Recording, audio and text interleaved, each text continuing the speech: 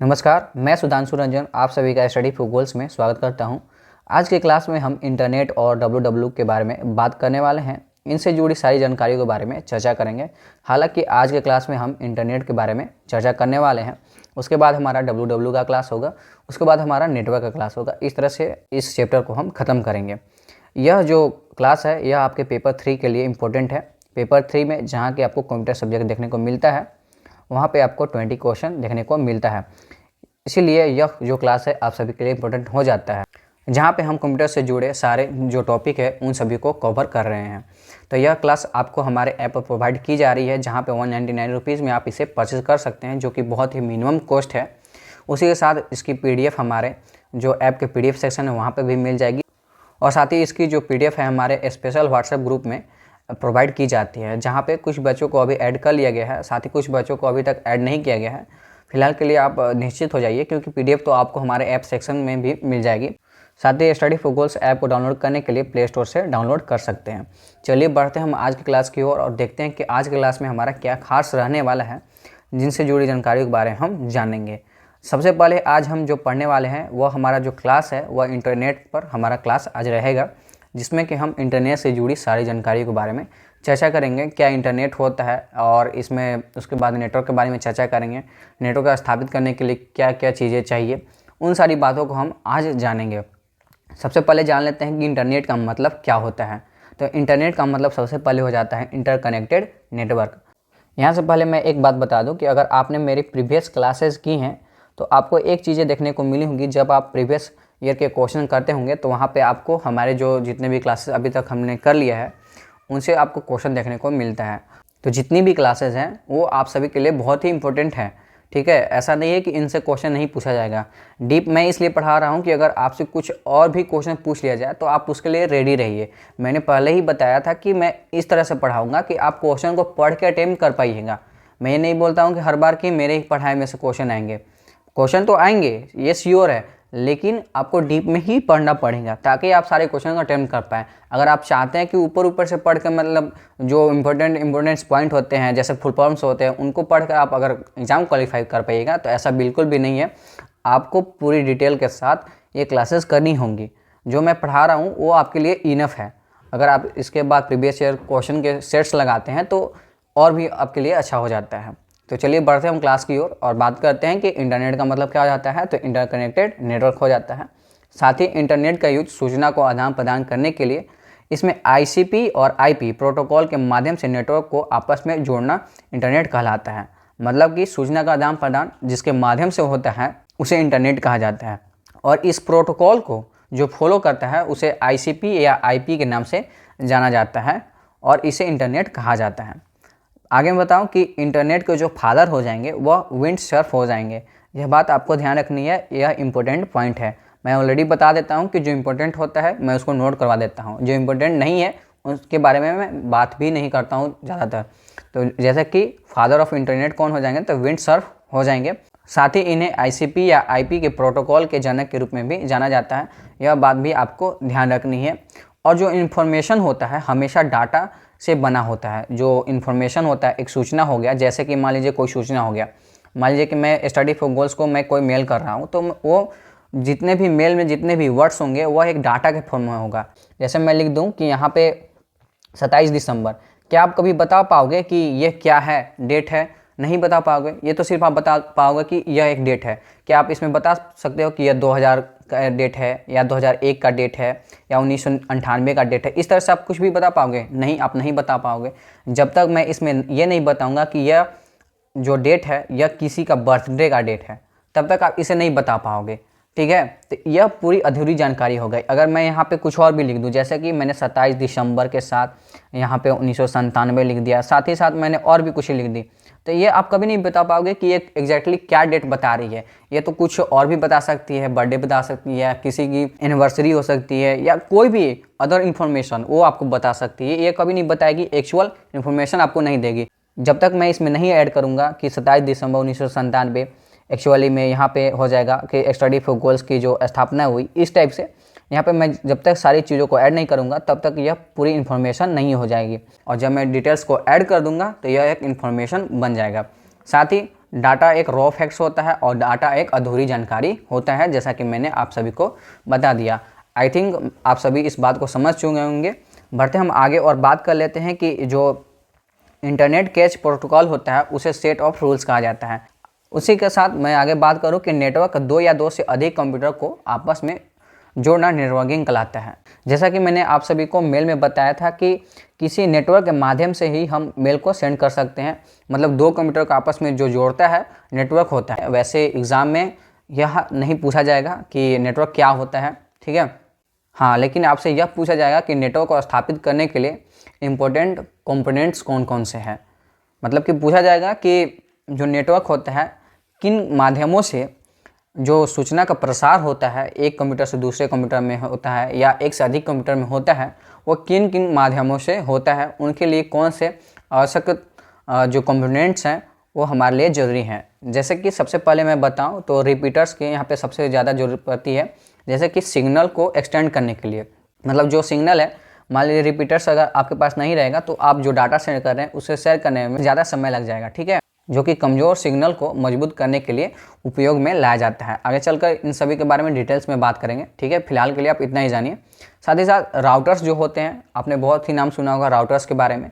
तो राउटर्स जो होते हैं नेटवर्क को एक सही पथ जो होता है, एक सही मार्ग जो होता है वह प्रदान करता है। मान लीजिए कि यह पहला कंप्यूटर है जिसके माध्यम से हम सूचना को एक कंप्यूटर से दूसरे कंप्यूटर में भेजना चाहते हैं, लेकिन इसके रास्ते में एक और कंप्यूटर यहाँ पे भी है, मान लीजिए एक और कंप्यूटर यहाँ पे भी है। तो इसको सही मार्ग जो प्रोवाइड करेगा वो राउटर होगा, क्योंकि डाटा तो इस तरह से भी सेंड किया जा सकता है डायरेक्ट 1 से 2 में, या फिर 1 से 3 में, 3 के बाद 4 में, उसके बाद 2 में जाए। तो इसके लिए सही मार्ग जो होगा, सबसे छोटा मार्ग जो होगा उसे यह प्रदान करता है। वह बताता है कि इसके माध्यम से हम सूचना को जल्दी एक कंप्यूटर से दूसरे कंप्यूटर में भेज सकते हैं।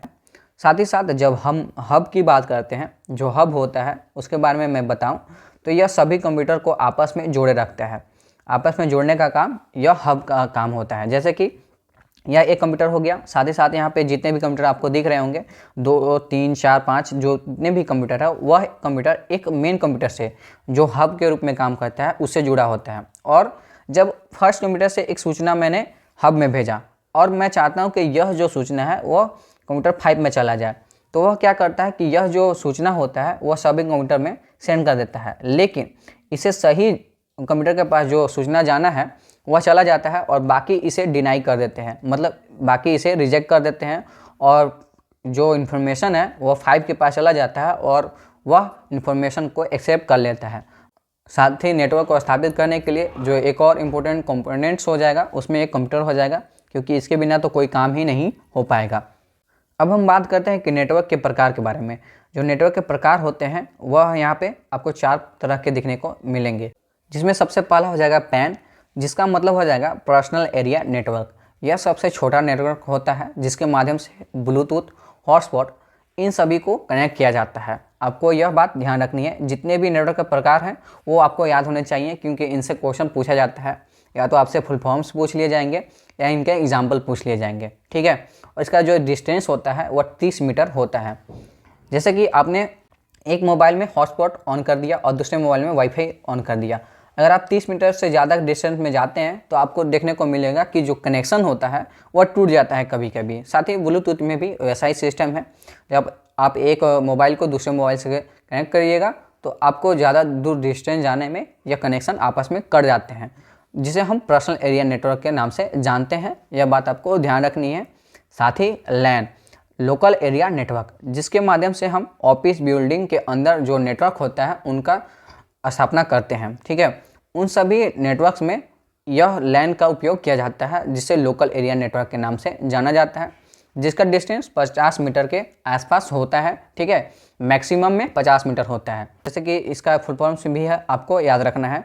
मतलब कि नेटवर्क के जितने भी प्रकार हैं उनके बारे में आपको अच्छे से सारी बातें पता होने चाहिए, तभी आप इसके आंसर दे पाएंगे। क्योंकि अक्सर एग्जाम में देखा गया है कि जो नेटवर्क के प्रकार हैं उनसे क्वेश्चन पूछा जाता है। साथ ही मैन का मैं बात करूं तो मैन में आपको मेट्रोपॉलिटन एरिया नेटवर्क देखने को मिलता है, जिसके माध्यम से हम सिटी में जितने भी केबल टीवी हैं उनको कनेक्ट करने के लिए आपस में यूज किया जाता है। आप अक्सर देखते होंगे, अगर आप अर्बन एरिया क्षेत्र में रहते होंगे जहाँ की केबल कनेक्शन की सुविधाएं उपलब्ध होंगी, वहाँ पे आपने देखा होगा कि जो टीवी होती हैं वहाँ पे अब डिश टीवी का प्रयोग नहीं किया जाता है। जो छतरी होती है उनका प्रयोग नहीं किया जाता है। वहाँ पे सिर्फ आपको केबल के माध्यम से ही सारे नेटवर्क्स आपको प्रोवाइड किए जाते हैं। तो इसमें आपको देखने को मिलेगा कि मैन का प्रयोग किया जा रहा है, जिसका जो डिस्टेंस हो जाता है वह 50 किलोमीटर के आसपास हो जाता है। यह बात आपको ध्यान रखनी है। आगे मैं बढ़ता हूं तो बात करता हूं वैन के बारे में। वैन जो कि वाइड एरिया नेटवर्क के तौर पे जाना जाता है, जिसके माध्यम से वायरलेस नेटवर्क जो कंट्री में पूरे फैले होते हैं या जो पूरे वर्ल्ड में फैले होते हैं, जिसे हम सैटेलाइट के नाम से भी जानते हैं, वह इसमें कैटेगरी में आ जाता है। और इसके एग्जांपल के तौर पर हम जान सकते हैं जैसे कि 4G 5G, जिसके माध्यम से हम अभी कनेक्टेड हैं। हालांकि जितने भी बच्चे होंगे वो 4G यूज कर रहे होंगे, कुछ ही ऐसे बच्चे होंगे जो कुछ और भी सिम यूज करेंगे, या तो 1% के आसपास होंगे जो कि वाईफाई यूज कर रहे होंगे। मतलब इस तरह के बच्चे होंगे। फिर भी हम 4G के माध्यम से ही आपस में अभी कनेक्टेड है, जो कि 5G भी जल्दी आने वाला है हमारे देश में। तो पता ही होगा कि बजट जैसा कि लॉन्च कर दिया गया और बजट में बताया गया कि 5G के जितने भी केबल्स हैं वो हमारे देश में अब बिछाए जाएंगे, और इसके साथ ही हमारे देश के जितने भी रूरल एरियाज़ हैं उनको भी आपस में कनेक्ट किया जाएगा। और साथ ही साथ इस ऐप को डाउनलोड करने के लिए आप प्ले स्टोर से डाउनलोड कर सकते हैं, और आप उन दोस्तों तक शेयर कर सकते हैं जो कि झारखंड सचिवालय की तैयारी कर रहे हैं। उन सभी तक यह कोर्स को आप शेयर कर दीजिए ताकि वह कंप्यूटर में अच्छे मार्क्स कर पाएँ, क्योंकि कंप्यूटर में आपको अच्छे मार्क्स कर पाइएगा तभी आपके लिए प्लस पॉइंट हो जाता है। तो आपके सिलेक्शन में यह बहुत बड़ा रोल निभाता है। आगे मैं बात करूं कि हम यहाँ पे बात कर रहे हैं नेटवर्क के बारे में, तो उसमें सबसे पहले बात कर लेते हैं। अब 1969 में अमेरिकी रक्षा विभाग ने ARPANET का विकास किया था। जैसा कि मैंने आपको ईमेल में बताया था कि जो पहला ईमेल था वह ARPANET के माध्यम से ही भेजा गया था।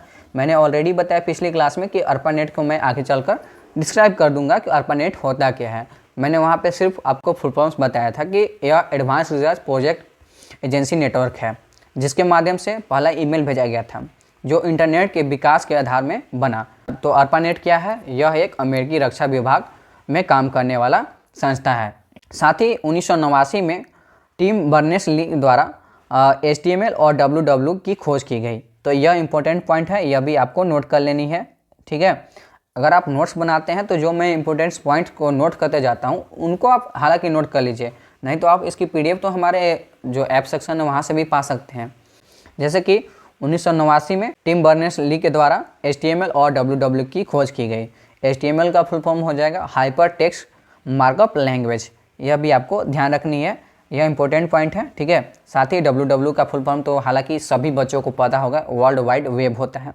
और जो वर्ल्ड वाइड वेब होता है उसे सुचारू रूप से संचालित करने के लिए जो ऑर्गेनाइजेशन काम करता है उसे WWC के नाम से जाना जाता है, जिसका पूरा नाम वर्ल्ड वाइड वेब कंसोर्टियम हो जाएगा।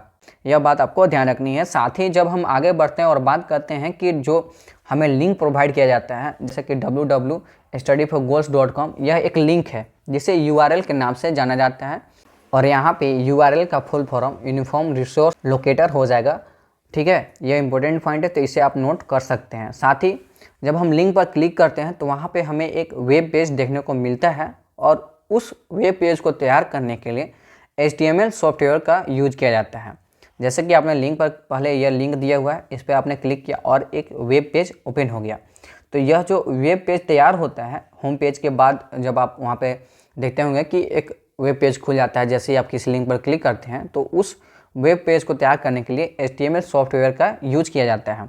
और इन सभी को कंट्रोल करने के लिए, जितने भी यह प्रोसेस होते हैं उन सभी को यह कंट्रोल करने के लिए WWW मतलब कि W4 के नाम से इसे जाना जाता है, वर्ल्ड वाइड वेब वर्म के नाम से इसे जाना जाता है। यह संस्था जो है इन सभी के लिए काम करती है।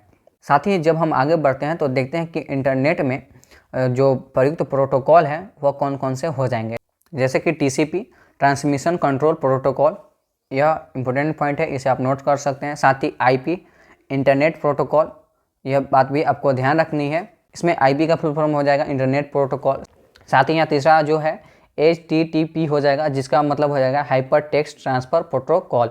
यह बात आपको ध्यान रखनी है, यह भी इंपॉर्टेंट पॉइंट है। मान लीजिए कि यह एक कंप्यूटर है जिसके माध्यम से इन्फॉर्मेशन को शेयर किया जा रहा है।